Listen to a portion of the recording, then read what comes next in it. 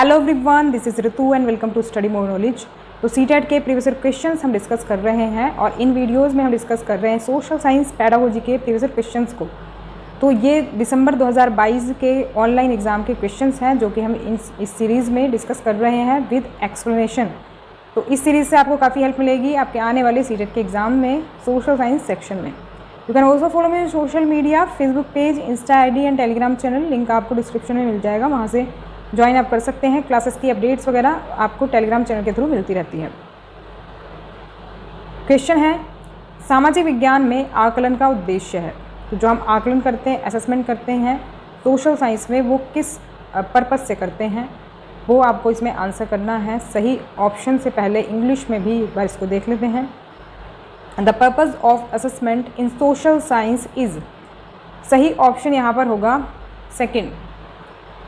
तो second option जो है इसके अकॉर्डिंग अगर हम देखें तो ये हो जाएगा विद्यार्थियों के ग्रहण क्षमता तथा अधिगम को समझने और उनकी जीवंत वास्तविकताओं के जोड़ने को आंकना।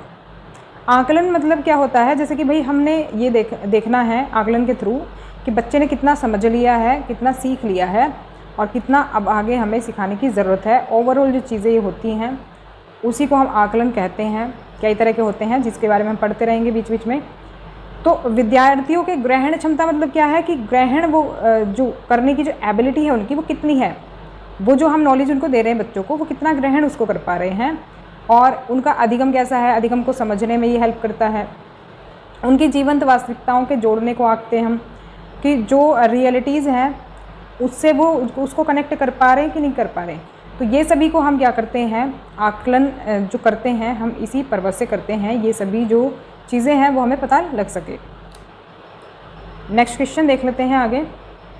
निम्न में से कौन सा प्रश्न अधिगमकर्ता के विश्लेषण कौशल का आकलन करता है। तो ये वही ब्लूम की टैक्सोनॉमी का जो आपके स्टेप्स हैं उन्हीं में से ये एक कोई ना कोई स्टेप के बारे में पूछ लिया जाता है, लेवल के बारे में पूछ लिया जाता है।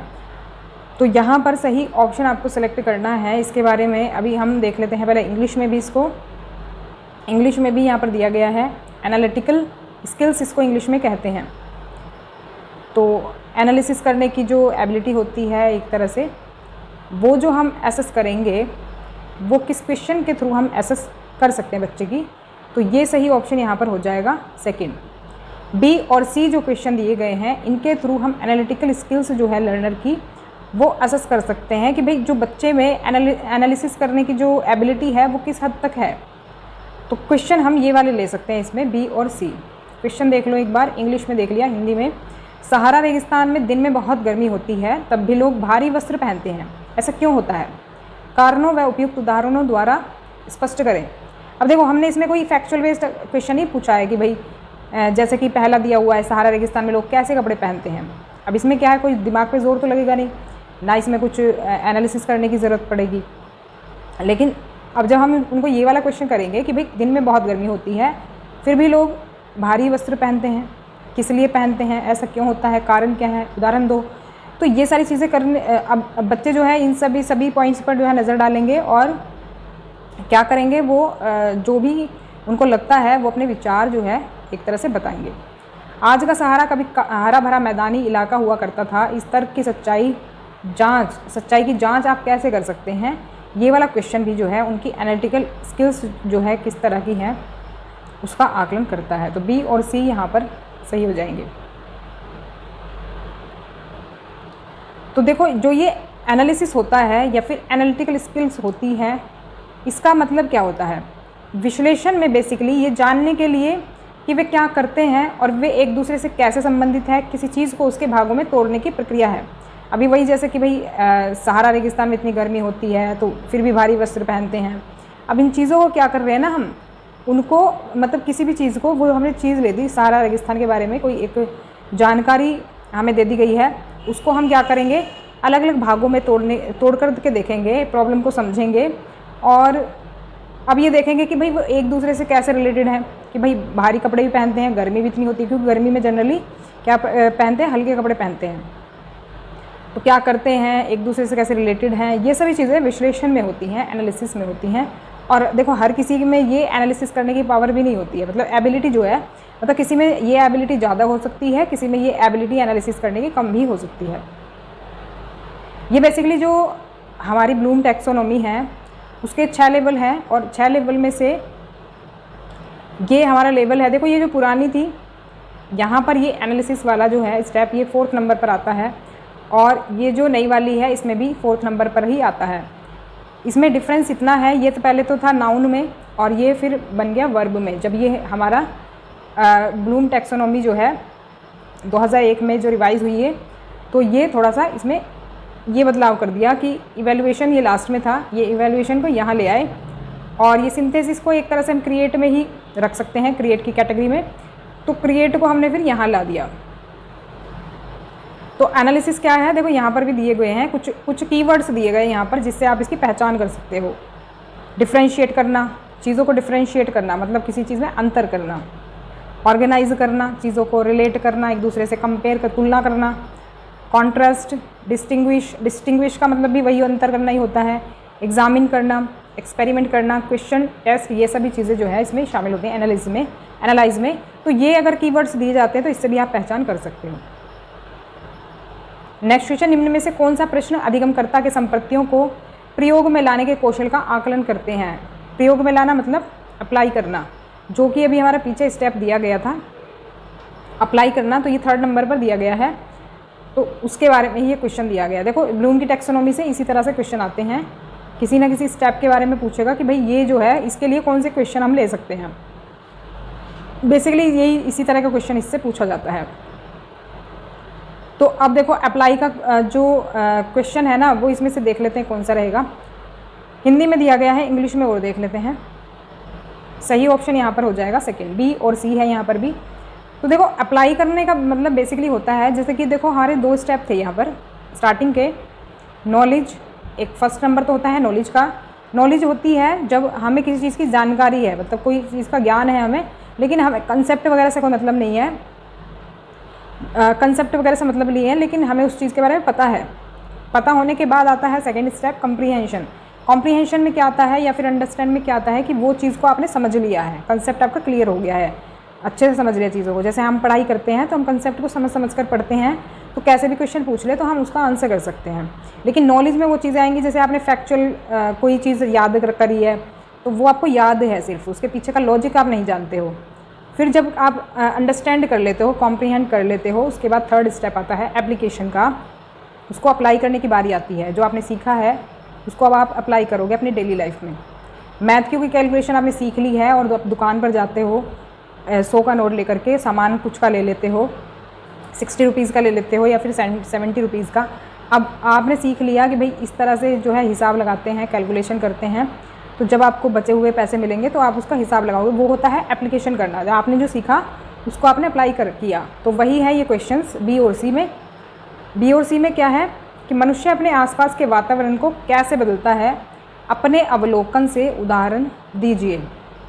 अब आप जब इसके बारे में जानते होंगे तभी तो आप इसको अप्लाई करके देख पाओगे ना। दूसरा है, जब छोटे किसान कर्ज में डूब जाते हैं तो आपके अनुसार सरकार उनकी सहायता के लिए क्या कर सकती है। देखो आपको जब इसकी जानकारी होगी कि भाई जब किसान कर्जे में डूब जाते हैं तो सरकार की तरफ से क्या क्या चीज़ें की जाती हैं, तो तभी तो आप इसके बारे में चर्चा कर पाओगे। तो यहाँ पर बी और सी जो है वो सही हो जाएंगे। नेक्स्ट क्वेश्चन देख लेते हैं। रूब्रिक्स के बारे में निम्न कथनों को पढ़िए। ये स्कोरिंग टूल होता है रूब्रिक्स, और इसके बारे में हम पहले डिस्कस कर चुके हैं, जो मैंने पहले प्रीवियस ईयर कराए हुए हैं उसमें। तो यहाँ पर इंग्लिश में भी एक बार देख लेते हैं इसको। इंग्लिश में क्वेश्चन यहाँ पर दिया गया है, सही ऑप्शन हो जाएगा 4th। तीनों ही सही हैं रूब्रिक्स के बारे में। रूब्रिक्स बेसिकली एक स्कोरिंग टूल होता है। अब यहाँ पर तीनों स्टेटमेंट क्या देखेंगे हम, ये आकलन में विश्वसनीयता को बढ़ा देते हैं। रूब्रिक्स जो होते हैं ये आकलन में पारदर्शिता को बढ़ा देते हैं, ये आकलन में व्यक्तिपरकता को घटा देते हैं। तो इनका मतलब क्या है, विश्वसनीयता यानी कि ऑथेंटिसिटी आ जाती है उसमें ऐसा नहीं रहता कि भाई कोई फर्जी कोई डेटा मिलता है, विश्वसनीयता आ जाती है एक तरह से, ऑथेंटिसिटी बोलते हैं ना जिसको हम। और पारदर्शिता मतलब कोई मतलब बीच में ऐसा कुछ नहीं होता है कि भाई किसी ने बीच में कुछ गड़बड़ कर दी है, पारदर्शिता आ जाती है। व्यक्तिपरकता को भी ये घटा देते हैं। तो ये तीनों स्टेटमेंट यहाँ पर सही हो जाएंगे। अभी देखो इसके बारे में थोड़ा सा देख लेते हैं। रूब्रिक जो है मूल रूप से एक स्कोरिंग टूल है, मैं भी बताऊंगी आपको किस तरह से होता है। तो स्कोरिंग टूल जैसे कि हम ग्रेडिंग करते हैं ना, कुछ इस तरह से ही होता है, लेकिन वो नहीं होता ये। तो ये एक असाइनमेंट के लिए प्रदर्शन अपेक्षाओं का वर्णन करता है। जैसे कि हम ग्रेड देते हैं ना कि A+, B+, C+ या फिर ABC, इस तरह से ग्रेडिंग जो करते हैं वैसे ही होता है ये रूब्रिक भी। स्कोरिंग टूल है, स्कोरिंग टूल कि भाई हमें किसको कितना, मतलब कि किसने कैसा परफॉर्म किया है ये हम उसमें बताते हैं। ये रूब्रिक जो है एक लिखित रूप में परिभाषित करता है कि छात्र से एक विशेष ग्रेड प्राप्त करने की क्या अपेक्षा की जाती है। तो जैसे कि अगर हम इसका एग्जाम्पल के तौर पे समझें तो निबंध के लिए एक रूब्रिक छात्रों को बता सकता है कि उनके काम को सामग्री, संगठन, विवरण और प्रस्तुति पर आंका जाएगा। मतलब कि जैसे आपको बोल दिया निबंध लिखने के लिए, या फिर आपने बच्चों को बोल दिया निबंध लिखने के लिए, तो आप उसमें कुछ टॉपिक्स उनको दोगे, मतलब टॉपिक्स नहीं दोगे, मतलब कि उनका जो काम है ना, उनका जो जब मतलब उन्होंने निबंध लिख दिया, निबंध लिखने के बाद अब आप उसका असेसमेंट करोगे निबंध का। तो कैसे करोगे? तो उसमें आप देखोगे भाई सामग्री क्या है, संगठन कैसा रहा, ऑर्गेनाइजेशन जो थी वो क्या रही इसकी निबंध की, मतलब कंटेंट क्या रहा, कंटेंट, सामग्री क्या है, कंटेंट। अब ऐसा थोड़ी ना है कि कोई बच्चा गाना लिख देगा तो आप उसको उसके हिसाब से बोल दोगे ना। कोई बच्चा गाना भी लिख सकता है जो शरारती बच्चा होगा, और कोई मतलब उससे रिलेटेड, उस टॉपिक से रिलेटेड, मान लो पर्यावरण पर निबंध दे दिया आपने, तो पर्यावरण से रिलेटेड कुछ अपने विचार रखेंगे, अपने मतलब जिसमें जितनी एनालिसिस करने की पावर होगी उसी हिसाब से वो लिखेंगे निबंध। और प्रेजेंटेशन कैसी है, अब देखो कुछ बच्चे ऐसे लिख देंगे लाइन से एक साथ ही, पैराग्राफ ऐसे, पैराग्राफ के पैराग्राफ लिख देंगे, तो कुछ प्रेजेंटेबल नहीं होगा वो। लेकिन कुछ बच्चे ऐसे लिखेंगे कि भाई हेडिंग्स वगैरह डाल करके लिखेंगे, अलग अलग पॉइंट्स में लिखेंगे, तो वो क्या होगी, वो प्रेजेंटेशन जो है वो इफ़ेक्टिव होगी एक तरह से। अगर उसके जो कंटेंट है वो कुछ ज़्यादा अच्छा भी नहीं है तो वो इफ़ेक्टिव लगेगा उसका, उसने जो प्रेजेंट उसको किया है। इसके 3 भाग होते हैं, प्रदर्शन मापदंड, रेटिंग स्केल और संकेतक इंडिकेटर्स। देखो इन पॉइंट्स के बारे में पूछा जाता है इसमें। अब देखो, अब देख लेते हैं कि आखिर है क्या। देखो यहाँ पर मान लो हमने निबंध ही ले लिया, तो निबंध के लिए हमने क्या लिया, देखो यहाँ पर 5 पॉइंट हमने ले लिए, जिसके आधार पर हम क्या करेंगे, उसको स्कोर करेंगे बच्चों को। स्कोर ऐसे नहीं करते कि भाई 10 नंबर दे दिए, 20 नंबर दे दिए, ऐसे नहीं करेंगे। स्कोर होगा ये जो आपका साइड में दिख रहा है, excellent, competent, needs work. Excellent हो गया जिस बच्चे ने अच्छा लिखा होगा। अब देखो हर कॉलम में हम लिखेंगे ये चीज़, कंटेंट उसका कैसा है, ऑर्गेनाइजेशन कैसा है, उसका रिफ्लेक्शन कैसा है, कन्वेंशंस कैसा है, मतलब अलग अलग जो मापदंड हैं वो हमने इसमें रखे हैं रूब्रिक में। और फिर हम यहाँ पर कहेंगे कि भाई एक्सीलेंट रहा इसका ये काम, कंटेंट जो है इसका एक्सीलेंट रहा, कॉम्पिटेंट रहा, या फिर नीड्स वर्क, यानी कि अगर उसने अच्छा कंटेंट नहीं लिखा है तो हम कहेंगे इसको थोड़ा काम करने की ज़रूरत है, मेहनत करने की इस पर ज़रूरत है। कहते हैं ना कि जैसे हम कहते हैं कभी कभी थोड़ा मेहनत करने की ज़रूरत है तुम्हें, या फिर मतलब कि पुअर दे देते हैं कभी कभी बच्चों को, उस तरह से। नेक्स्ट क्वेश्चन है, एक परियोजना कार्य में आकलन किया जा सकता है। तो यहाँ पर 2 स्टेटमेंट दी गई हैं और सही ऑप्शन हमको हमें सिलेक्ट करना है। तो सही ऑप्शन हो जाएगा यहाँ पर 3rd, दोनों यहाँ पर हो जाएंगे। जब हम प्रोजेक्ट वर्क बच्चों को देते हैं तो उसमें ये पूछा गया है कि असेसमेंट कैसे करेंगे, किस तरह से असेस उसको कर सकते हैं हम कि बच्चे ने कैसा काम किया। तो अभी यहाँ पर देखो 2 तरीके हो सकते हैं, बाय ओरल डिमॉन्स्ट्रेशन या फिर बाय रिटन रिपोर्ट। अब हमने प्रोजेक्ट जो दिया है ना वो एक या तो लिखित रिपोर्ट द्वारा हम उसमें असेसमेंट करेंगे, या तो फिर हम मौखिक प्रदर्शन द्वारा करेंगे। जैसे कभी कभी आपने देखा होगा वाइवा होते हैं ना, वाइवा जो वो मुँह से आपसे सुनते हैं कोई चीज़, तो वैसे ही। तो 2 तरीके इसके हो सकते हैं असेसमेंट के प्रोजेक्ट वर्क में। निम्नलिखित में से कौन सा द्वितीयक स्रोत के रूप में माना जाता है? इंग्लिश में भी आप यहाँ पर देख सकते हैं, सही ऑप्शन हो जाएगा first, a book review published in a newspaper. Review क्या होता है, रिव्यू करते हैं ना, जैसे मूवीज़ आ गई, नई कोई मूवी आई है उस पर रिव्यू देते हैं कि भाई ये किस तरह की मूवी है, क्या चीज़ें हैं, सभी मतलब पॉइंट्स वो उसमें जो है रखा जाता है कि भाई किस तरह की मूवी है और किस तरह की चीज़ें हैं इसमें। वैसे ही बुक का भी रिव्यू होता है जो कि न्यूज़पेपर में पब्लिश किया जाता है। तो वो जो पब्लिश किया गया रिव्यू है न्यूज़पेपर में एक किसी किताब का, वो सेकेंडरी सोर्स में आएगा, क्योंकि वो डायरेक्ट सोर्स नहीं है, डायरेक्ट वो हमें उससे नहीं मिल रहा है। ये बुक का रिव्यू किया गया है, बुक किसी ने लिखी है तो उसके बाद उसका कर रहा है रिव्यू कोई और कर रहा है। तो यहाँ पर फर्स्ट ऑप्शन करेक्ट हो जाएगा। देखो सेकेंडरी सोर्स जो होते हैं ना, ये प्राथमिक स्रोतों से निकटता से संबंधित होते हैं, तो और उनकी अक्सर व्याख्या करते हैं, ऐसा माना जाता है। मान लो कि भाई जो प्राइमरी सोर्स है उसके ज़्यादातर ये व्याख्या ही करते हैं। तो इसमें कुछ एग्जांपल्स हम ले सकते हैं, जैसे जनरल लेख हैं, या फिर जैसे कुछ लोग करते हैं ना रिव्यूज़ वगैरह देते हैं अपने, वो भी इसमें ही आते हैं। रिव्यू करते हैं, फिर विश्लेषण करते हैं, ऐसे ही मूवीज़ वगैरह पर या फिर किताब पर। पाठ्य पुस्तकें, शब्दकोश, विश्वकोश, आत्मकथाएं, शोध प्रबंध और समाचार पत्रों के संपादकीय राय, ये सभी जो है ना इसमें आते हैं हमारे किसमें, द्वितीयक यानी सेकेंडरी सोर्स में। बेसिकली अगर मैं बात करूँ, ये यहाँ पर थोड़ा गलती हो गई है, आत्मकथा नहीं आएगा इसमें, आत्मकथा के बदले जीवनी आएगा। बायोग्राफी, ये ट्रांसलेशन गलत कैसे हो गया, शायद मैंने वैसे लिख दिया हुआ है टाइप करके, तो आत्मकथा नहीं आएगा इसमें। आत्मकथा बेसिकली प्राइमरी में आएगा, क्योंकि खुद लिखते हैं ना, तो फर्स्ट हैंड एक्सपीरियंस है तो वो प्राइमरी सोर्स में आएगा, तो ये नहीं होगा इसमें आत्मकथा, इसमें जीवनी आएगा। शोध प्रबंध और समाचार पत्रों के संपादकीय राय, यानी कि वो एडिटोरियल होते हैं ना, एडिटोरियल होते हैं और उसमें रिव्यू अगर किसी चीज़ पर है तो वो होते हैं इसमें। तो देखो यहाँ पर भी मैंने लिख दिया है, आत्मकथा जो है एक प्राइमरी सोर्स है और जो बायोग्राफी है ये सेकेंडरी सोर्स है। तो यहाँ पर ये गलती से लिख गया, ध्यान रखेंगे, कन्फ्यूज़ नहीं होना। कक्षा में स्थानीय ज्ञान को समाविष्ट करने में सामाजिक विज्ञान के शिक्षक के लिए निम्नलिखित मामले चिंता का विषय होने चाहिए।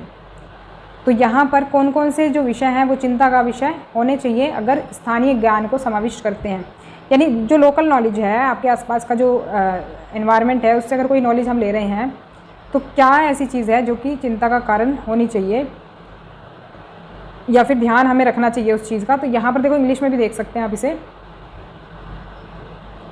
बेसिकली कंसर्न ही है, किस चीज़ के बारे में हमें कंसर्न होना चाहिए, ध्यान रखना चाहिए मतलब। तो सही ऑप्शन यहाँ पर हो जाएगा सेकेंड, ए, बी और डी। ए, बी और डी। एक तो ऑथेंटिसिटी ऑफ सोर्सेस, हम जो सोर्स ले रहे हैं वो ऑथेंटिक है या नहीं, ये हमें ध्यान रखने की ज़रूरत है। ऐसा ना हो कि हम कोई गलत जानकारी बच्चों को दे दें। रिलेवेंस ऑफ द कोर्स, वो कितना रिलेवेंट है जो कोर्स हम करवा रहे हैं, ऐसा ना हो कि वो बच्चों के ज़रूरत का ही ना हो, कुछ अलग सी जानकारी हम दे रहे हैं, तो ऐसा भी नहीं होना चाहिए, रेलेवेंट होना चाहिए। जनरेट इंटरेस्ट, और ऐसा भी होना चाहिए कि जो बच्चों का इंटरेस्ट जगे, ऐसा भी नहीं कि भाई बोर कर दे उनको, तो इंटरेस्टिंग होना चाहिए, इंटरेस्ट जो है जनरेट करे। ए, बी और डी यहाँ पर सही हो जाएंगे। निम्नलिखित में से कौन सा सामाजिक विज्ञान शिक्षा के सही आयोजन को सुनिश्चित करने के लिए गहन चिंता का विषय हो सकता है। देखो हिंदी में अक्सर आपको ये पैडागोजिकल जो इश्यूज़ पर क्वेश्चन हैं ये कम समझ में आएंगे, इंग्लिश में आप देख लिया करो इसको अगर कहीं पर कंफ्यूज होते हो। तो शिक्षा का जो सही आयोजन हम कर रहे हैं सामाजिक विज्ञान का, उसको सुनिश्चित करने के लिए गहन चिंता का विषय, तो इसमें भी वही है, कंसर्न किस चीज़ पर मतलब होना चाहिए हमारा, तो यहाँ पर सही ऑप्शन हो जाएगा फर्स्ट, लर्नर सेंटर्ड ये होनी चाहिए एजुकेशन जो हम दे रहे हैं सामाजिक विज्ञान से रिलेटेड। ऐसा ना हो कि भाई हम जो है ना बच्चों को लेक्चर दिए जा रहे हैं, जैसे कि ये टीचर सेंटर्ड जो होते हैं ये अक्सर लेक्चर आधारित भी हम कह सकते हैं, और टीचर से रिलेटेड और एक दो मेथड होते हैं। तो ऐसा ना हो कि भाई हम बच्चों को पढ़ाए जा रहे हैं उनको समझ में नहीं आ रहा, क्योंकि सोशल साइंस में देखो आपकी ज्योग्राफी भी होती है, पॉलिटी भी होती है और आपकी हिस्ट्री होती है, तो इसमें काफ़ी सारी चीज़ें हैं जो उनकी डेली लाइफ से कनेक्टेड करके हम कराएं, और उनको कुछ ऐसी चीज़ें दें, प्रोजेक्ट वर्क वगैरह दें, हम कहीं विजिट पर ले करके जाएँ उनको, जिससे कि वो लर्नर सेंटर्ड जो है वो एजुकेशन बने उनकी। लर्नर सेंटर्ड एजुकेशन का फ़ायदा ये है कि उनको ज़्यादा से ज़्यादा चीज़ें समझ में आएंगी। तो यहाँ पर ये फर्स्ट ऑप्शन करेक्ट होगा। सामाजिक विज्ञान में खुली पुस्तक परीक्षा की क्या सार्थकता है? What is the significance of open book examination in social science. देखो जो हमारी हिंदी में टर्म दी हुई है ना वो समझने में थोड़ी डिफ़िकल्टी आएगी। सिग्निफिकेंस एक तरह से हम महत्व को भी कह सकते हैं कि जो खुली पुस्तक परीक्षा हम लेते हैं सामाजिक विज्ञान में उसका क्या मतलब महत्व होता है, क्या फ़ायदा होता है। यहाँ पर सही ऑप्शन हो जाएगा सेकंड, विषय वस्तु को रटने से बचाना, अवॉइड रोट लर्निंग। जब हम खुली पुस्तक परीक्षा लेते हैं तो ये एक तरह से रटने से बचाता है बच्चों को। अभी हम कोई भी ऐसा एग्ज़ाम अगर लेंगे जिसमें बच्चों को बिना देखे लिखना है तो उसमें क्या करेंगे, बच्चे रट्टा मार लेंगे फटाफट से और फिर लिखेंगे। तो यहाँ पर हम क्या करें, खुली पुस्तक परीक्षा में बच्चों को एक तरह से रटने से बचा रहे हैं। इसके बारे में थोड़ा सा देख लेते हैं। खुली पुस्तक परीक्षा जैसा कि नाम से ही जाहिर है, खुली पुस्तक पर एक प्रक्रिया है जिसमें विद्यार्थी प्रश्नों का उत्तर देते समय किताब खोलकर देख सकते हैं। तो नाम से पता चल रहा है भाई किताब खोल के देख सकते हैं, ऐसा नहीं है कि भाई किताब बिल्कुल अलग ही रखनी है। ये अभ्यास विद्यार्थियों को याद करने के भार के बिना उत्तर चुनने के मौके देती है। अभी क्योंकि बच्चों को पता है हमें देखने का मौका मिलेगा, तो वो क्या करेंगे, वो उनको रट्टा मारना नहीं पड़ेगा, तो उसमें से देख करके जो है वो आंसर दे सकते हैं। विद्यार्थियों को कहा जाता है कि प्रश्न को ध्यान में रखकर वह पाठ को 2 बार पढ़ें। प्रश्न उनको दे दिया कि भाई अब बच्चों अब इस पाठ में से आप आंसर करो, तो उनको पाठ को 2 बार पढ़ने के लिए कहेंगे। और इस प्रक्रिया के लिए नए प्रश्न बहुत ज़रूरी है। ये ऐसा ना हो कि भाई जो चैप्टर के एंड में दिए गए हैं उन्हीं को आप लो, आपको अलग से फ्रेम करने पड़ेंगे, अलग से मतलब नए प्रश्न दो उनको बच्चों को। खुली पुस्तक अभ्यासों के लिए ऐसे प्रश्न सबसे अच्छे होते हैं जो विद्यार्थियों को अनुमान लगाने, जानकारी के आधार पर समझ बनाने और प्रत्ययों की समझ बनाने के मौके देते हैं। तो कुछ इस तरह के प्रश्न हम लें तो ज़्यादा बेहतर रहेगा, क्योंकि देखो वो क्योंकि खुले किताब से वो दे रहे हैं एग्ज़ाम, तो किताब में हम क्वेश्चन ऐसा ना बनाएं कि एज इट इज़ लाइन दी गई हो, ऐसा कुछ क्वेश्चन फ्रेम करें जिससे बच्चों को जो है ना थोड़ा अनुमान लगाने का मौका मिले, थोड़ी समझ जो है वो डेवलप हो उनकी, थोड़ा जोर डाले दिमाग पर। इस बात पर जोर दिया जाना चाहिए कि विद्यार्थी अपनी समझ के आधार पर अपने शब्दों में उत्तर दें। तो क्योंकि क्वेश्चन हम इस तरह का देंगे जो कि डायरेक्टली नहीं दिया होगा, बल्कि कुछ इस तरह से दिया होगा जिससे बच्चे समझ करके उसको आंसर करेंगे। तो ये पॉइंट्स ध्यान रखेंगे। इसके बारे में इंग्लिश में भी आप यहाँ पर देख सकते हैं। नेक्स्ट क्वेश्चन है आपका मार्जिनलाइजेशन से। हाशिया वाले समूहों ने जिन मामलों का सामना किया है उन पर संवेदनशीलता और जागरूकता प्रोत्साहित किया जा सकता है। किस तरह से जागरूकता और संवेदनशीलता हम प्रोत्साहित कर सकते हैं? यहाँ पर 3 स्टेटमेंट दी गई हैं और सही ऑप्शन आपको इसमें सेलेक्ट करना है। तो इंग्लिश में भी आप यहाँ पर देख सकते हैं, sensitisation and awareness on issues faced by marginalised groups can be encouraged by social. ये जो मार्जिनलाइजेशन का जो चैप्टर है ना, अगर आपने नहीं पढ़ा है तो पॉलिटी में मैंने कराया हुआ है, 2 चैप्टर है मार्जिनलाइजेशन पर, उनको ज़रूर पढ़ लें, क्योंकि उससे जो है ना आपका एक जो बेसिक है वो क्लियर हो जाएगा मार्जिनलाइजेशन के ऊपर। तो यहाँ पर सही ऑप्शन हो जाएगा फर्स्ट, ए और बी। तो ए और बी जो है हम ले सकते हैं। जो देखो जो ग्रुप्स जो है मार्जिनलाइज हैं उनके लिए क्या करनी है, हमें जागरूकता फैलानी है, थोड़ा सेंसिटिव बनाना है लोगों को, जिससे उनसे थोड़ा सा वो मतलब कि बाकी लोगों की तरह ही बिहेव करें, कुछ अलग उनको ट्रीट ना करें। तो ए और बी इसमें सही है। एक तो हम क्या कर सकते हैं, हास्यकरण में योगदान देने वाले कारकों की पहचान करने के द्वारा कर सकते हैं और विद्यार्थियों से हास्यकृत समुदायों की पहचान करवा सकते हैं। देखो विद्यार्थियों को जो हम बोलेंगे ना कि बताओ कौन सी जो कम्युनिटी है वो मार्जिनलाइज है, पहले हम उनको बताएंगे उसके बारे में, मतलब कि जैसे उनको जो हास्यकरण होता है वो किस तरह से होता है, क्या क्या चीज़ें उसके लिए जिम्मेदार हैं, ये हो गया इसका मतलब। और फिर हम कहेंगे कि भाई जो हास्यकृत समुदाय है उनकी पहचान करें, पहचान करवाएं बच्चों से। तो ये 2 चीज़ें हम कर सकते हैं इस चीज़ के लिए। अब देखो तीसरा तो अपने आप ही एलिमिनेट हो जाएगा, विवादास्पद मामलों को छोड़ देना ताकि विद्यार्थियों की भावनाएं आहत ना हो। देखो कोई भी टॉपिक हम डिस्कशन के बिना नहीं छोड़ेंगे, क्योंकि हमें बच्चों के डाउट्स भी क्लियर करने हैं, तो इसी वजह से पहला और दूसरा सही हो जाएगा। तो ये थी हमारी आज की क्लास। वीडियो पसंद आई तो लाइक करें, शेयर करें और सब्सक्राइब कर लें चैनल को, जिससे आपका आगे के नोटिफिकेशन भी मिलते रहें। मिलते हैं नेक्स्ट क्लास में। कमेंट करके ज़रूर बताएं क्लास आपको कैसी लगी। नेक्स्ट क्लास में मिलते हैं। Thanks for watching.